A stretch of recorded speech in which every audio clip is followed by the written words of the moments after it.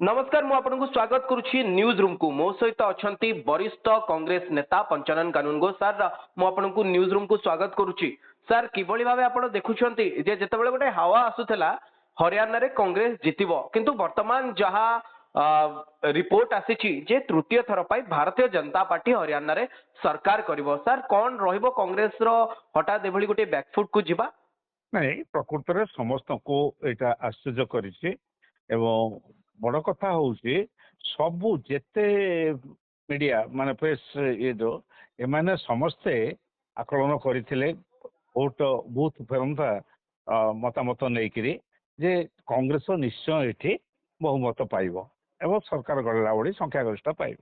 ଏଇଟା ସମସ୍ତେ ଏକାଧାରାରେ ଅନ୍ୟ ସମସ୍ତ ନିର୍ବାଚନରେ ଏଇ ଭୋଟ ବାହୁଡା ବା ଏକ୍ଜିଟ୍ ପୋଲର ଯାହା ସବୁ କରାଯାଏ ଆକଳନ କରାଯାଏ ସେ ଗୋଟେ କିଛି ଏକର ସେକର ଥାଏ କିନ୍ତୁ ଏଇଟା ହଉଛି ଗୋଟେ ବିଚିତ୍ର କଥା।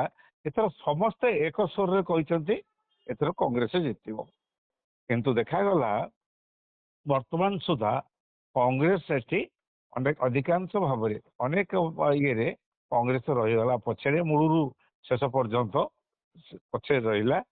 ଗତ ନିର୍ବାଚନ ଠାରୁ ଅଧିକ ଭଲ କରିଥିଲେ ବି କିନ୍ତୁ ସରକାର ଗଢିବାରେ ସକ୍ଷମ ହେଲା ନାହିଁ।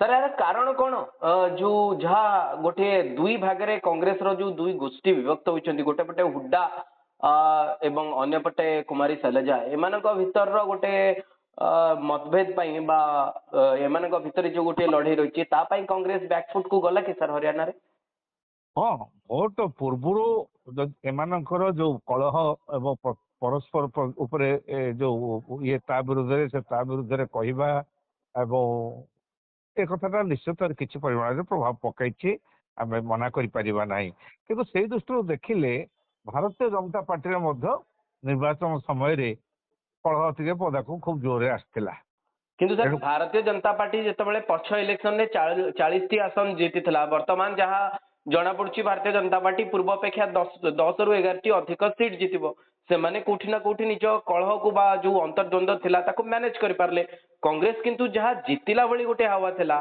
ताहा तो कांग्रेस हाथ रु जाउछि नहीं से हला ना हे पारला नहीं मते लागुछि अधिकांश जगह दलित भोट पाइबारे कांग्रेस रो कोठी गोटे रहीगला पछे गला दलित भोट सेटिकार जो कंपोज देखा जाउछि एथरो दलित भोट तो कांग्रेस पाई पारला नहीं एनु मु भाबुछि एथिरे निश्चित भाव में एमानकर कलहर गोटे प्रभाव किसी परिमाण रही अस्वीकार करहब ना कि सबुठ बड़ कथा हूँ जो समस्ते कहते जे भोट बाहुड़ा बुथ बाहुड़ा मतामत नहीं कांग्रेस जितब तो मत गोटे बड़ मोर सन्देह नुहे से जो माने संवाददाता से कथा को लेकिन मु भावुची एथिरे से जो पूर्व जो भाव में आम समस्ते सन्देह कर आसीचु विभिन्न समय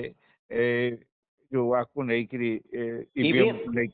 हाँ से संपर्क से कथाटा मो मुंडू जमा जापार ना कारण ईवीएम संपर्क में कौन हुए ना प्रथम 10% भोट रे से माने गोटे भाव में एपरी सृष्टि होता है जे गोटे निर्दिष्ट दल कि से भोट चली जाए तेणु मत लगुच मोर मो मन भर से सन्देहटा एपर्यंत दूर हो पार आपको केवल तार कारण हूँ समस्त संवाददाता कौन गोटे प्रकार मत को लेकिन एकाठी बसिक निष्पत्ति करते गोटे कथा देखो जम्मू काश्मीर रे तो कांग्रेस सरकार गढ़ुची सेठी तो आपण ईवीएम रो कथा कहि परिबे नै कांग्रेस एनसी प्लस रो सरकार आसुची सेठी बास बास सेठ पे आसुची जम्मू काश्मीर रे जहाँ आकलन करा जाइतिला आपण कोन सेठी कहबे जे सेठी ईवीएम रे काम होईची जा फल कि कांग्रेस जीतु आसुची जम्मू काश्मीर रे जहाँ आकलन करा जाइतिला प्राय तो से फळिला सेही कथाटा सेठी फळिला एठी एमानकर जहाँ आकलन करथिले फळिला नाही ये है गोटे बड़ कथा। द्वितीय कथा हूँ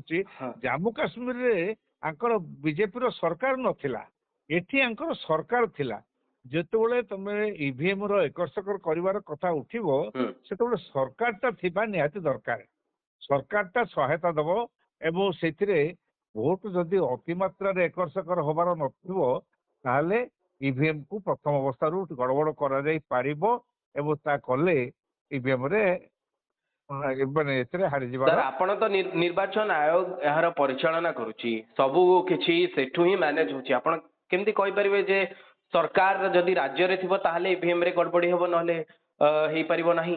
କାରଣ ଏ ତ ସମ୍ପୂର୍ଣ୍ଣ ଭାବେ ଇଲେକ୍ସନ କମିଶନଙ୍କ ହାତରେ ସବୁ କିଛି ଦାୟିତ୍ୱ ରହିଛି। ପରିଚାଳନା ଯାହା ଥାଉ ନା କାହିଁକି, ଯଦି ମାନେ ବର୍ତ୍ତମାନ ଗୋଟେ କଥା, ମୁଁ ବର୍ତ୍ତମାନ ଯେ ସରକାର ଭାରତ ବର୍ଷରେ ଅଛନ୍ତି ତାଙ୍କ ଉପରେ କୌଣସି ପ୍ରକାର ବିଶ୍ୱାସ କରାଯାଇପାରେ ନା। ମୋର ଗୋଟେ ବ୍ୟକ୍ତିଗତ କଥା ବୋଲି ନିଆଯାଇପାରେ, କିନ୍ତୁ ଅନୁଶୀଳନ କଲେ ମାନେ ବିଭିନ୍ନ ଭାବରେ ବିଚାର କଲେ ଆଗରୁ ସରକାର ଗୁଡାକ ଏତେ ପରିମାଣରେ ଇନଭଲ୍ଭ ହଉନଥିଲେ ମିଛ କହିବାରେ ବା ଏକର ସେକର କରିବାରେ, ବ୍ୟବସ୍ଥାକୁ ଏକର ସେକର କରିବାରେ। ବର୍ତ୍ତମାନ ଯୋଉ ଅବସ୍ଥା ସବୁ ଘଟୁଛି, ମୁଁ ସେଇଥିପାଇଁ ମୋର ବଡ ସନ୍ଦେହ ଏଇ ଯୋଉ ସମସ୍ତ ସାମ୍ବାଦିକ ମାନେ କରିଥିବା ଗଣନା କାହିଁକି ଭୁଲ ହେଲା, ସେ ସାମ୍ବାଦିକ ମାନେ ହିଁ ଆଗାମୀ ଦିନରେ ନିଶ୍ଚୟ ଏହାକୁ ଖୋଳିକି ବାହାର କରିବେ। ସାର୍ ଆପଣଙ୍କୁ ଲାଗୁଛି ଯେ ଯେତେବେଳେ ଓଡିଶାରେ କଂଗ୍ରେସର ପରିସ୍ଥିତି ଆପଣ ଅନୁଧ୍ୟାନ କରୁଥିବେ ଏବଂ ଆପଣ ଦେଖୁଛନ୍ତି ଯେ କୋଉ ଭଳି ଭାବେ ହରିୟାଣା ଗୋଟିଏ ଜିତିଲା ଭଳି ରାଜ୍ୟ ଯୋଉଠି କଂଗ୍ରେସ ହାରୁଛି, ଏବଂ ଯଦି ଆପଣ ଏଇ ନିର୍ବାଚନ କଥା ଦେଖିଥିବେ ଓଡିଶାରେ ଏଇ ନିର୍ବାଚନରେ କଂଗ୍ରେସର ଆସନ ସଂଖ୍ୟା ବଢିଛି, ଆପଣଙ୍କୁ କଣ ଲାଗୁଛି ସାର୍ କଂଗ୍ରେସ ଓଡିଶା କଂଗ୍ରେସ ହରିୟାଣାରେ ଏଇ ନିର୍ବାଚନକୁ ଦେଖି କଣ ଶିଖିବ, ପରବର୍ତ୍ତୀ ସ୍ଟେପ କଣ କରିବା ଦରକାର? ନାଇଁ, ଏ ଗତ ନିର୍ବାଚନରେ ଆମେ ବିଶେଷ ଗୋଟେ କିଛି ଭଲ କରିନାହୁଁ ଓଡିଶାରେ। ଓଡିଶାରେ ଯୋଉ 9ରୁ 14 ବୋଲିକିରି 9ଟା ଥିଲା 14 ହେଲା ବୋଲିକିରି କୁହାଯାଉଛି, ମୁଁ ସେଟା ସ୍ୱୀକାର କରୁଛି ଯେ ସଂଖ୍ୟା ଦୃଷ୍ଟିରୁ 14 ହେଇଛି, କିନ୍ତୁ 3% ଭୋଟ କମିଛି। ଏଠି ଆମର ସାଂଗଠନିକ ଦୁର୍ବଳତା ଅଛି ଏବଂ ସଂଗଠନକୁ ଆହୁରି ଅଧିକରୁ ଅଧିକ ଦୁର୍ବଳ କରିଦିଆଯାବ ମାନେ ହେବାରେ ଲାଗିଛି। ଏ କଥାକୁ ମୁଁ ସ୍ୱୀକାର କରୁଛି। ତା ସତ୍ତ୍ୱେ ମୋର ଗୋଟିଏ ବିଶ୍ୱାସ ଯେ ଭାରତ ବର୍ଷରେ ଯଦି କଂଗ୍ରେସର ଅଭ୍ୟୁଦୟ ହବ, ତାର ପ୍ରଭାବରେ ଓଡିଶା ମଧ୍ୟ ଆଗକୁ ଆଗେଇବ। କାରଣ ଓଡିଶା ଅତୀତରେ 3 ଥର ମୁଁ ଦେଖିଛି ଏକଦମ 5, 8, 10ରୁ ହଠାତ୍ ଉପରକୁ ଯାଇ ସରକାର ଗଢିଛି। ଏଣୁ ସେ କଥା ଏବଂ କଂଗ୍ରେସ ଭାଙ୍ଗିକିରି ଚୂର୍ଣ୍ଣ ହେଇଯାଇଥିଲା ଯେତେବେଳେ ବୋଲି ଲୋକ ବିଶ୍ୱାସ କରୁଥିଲେ କଂଗ୍ରେସ ଆଉ ସରକାରକୁ ଆସିବ ନାହିଁ 69 ମସିହାରେ, ତାପରେ ମଧ୍ୟ କଂଗ୍ରେସ ସରକାରକୁ ଆସିଛି ଏବଂ ଏଠି ସରକାର ଗଢିଛି। ବିଭିନ୍ନ ସମୟରେ ସରକାର ଗଢିବାରେ ଏଠି ଗୋଟେ ଚମତ୍କାରତା ଦେଖାଇଛି କଂଗ୍ରେସ। କିନ୍ତୁ ଭାରତ ବର୍ଷରେ ଯଦି କଂଗ୍ରେସର ଆଗୁଆ ହେଲା, ଭାରତ ଯଦି କଂଗ୍ରେସ ଅଧିକ ପାଇଲା, ତାହେଲେ ତାର ପ୍ରଭାବ ଓଡିଶା ଉପରେ ପଡିଥାଏ।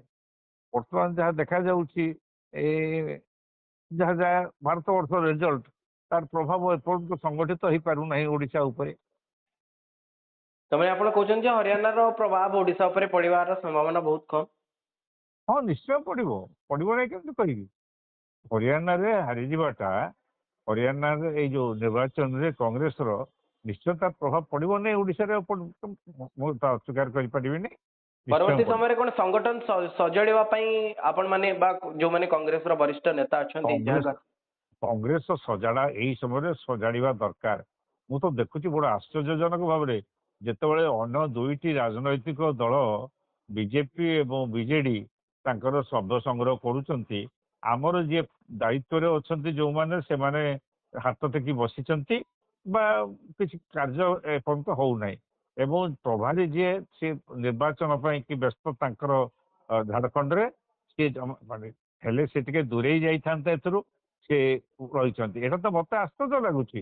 ଗୋଟେ ରାଜନୈତିକ ଦଳର ସେଇ ଭୋଟ ବେଳେ କାର୍ଯ୍ୟ ଆରମ୍ଭ କରିବା, ସେ କେବେ ବି ସଫଳ ହୁଅନ୍ତି ନାହିଁ। ଭୋଟର ବହୁ ପୂର୍ବରୁ ତାଙ୍କୁ ନିଜକୁ କାର୍ଯ୍ୟ କରିବାକୁ ପଡିଥାଏ। କିନ୍ତୁ ଓଡିଶାରେ କଂଗ୍ରେସ ଠିକ ଭୋଟ ପୂର୍ବରୁ, ଭୋଟ ଆରମ୍ଭ ହଉଛି ସେଇ ସମୟରେ କାର୍ଯ୍ୟକ୍ରମ ଆରମ୍ଭ ହଉଛି। ଯାହାକୁ ଆମେ ଓଡିଆ ଭାଷାରେ କହୁ ବାହାଘର ବେଳେ ବାଇଗଣ ରୁଆ, ଏ କାର୍ଯ୍ୟ ହଉଛି ଏଠି କଂଗ୍ରେସର। ଏହାଠାରୁ ବଳି ଦୁଃଖଦାୟୀ ଘଟଣା ଆଉ କିଛି ନାହିଁ। ଯୋଉମାନେ କଂଗ୍ରେସ ପ୍ରେମୀ, କଂଗ୍ରେସକୁ ଭଲ ପାଆନ୍ତି, କଂଗ୍ରେସ ଫେରି ଆସୁ ବୋଲି ଶାସନକୁ ଚାହାନ୍ତି, ସେମାନଙ୍କୁ ବହୁତ ଆଘାତ ଦଉଛି ଏ କାର୍ଯ୍ୟ।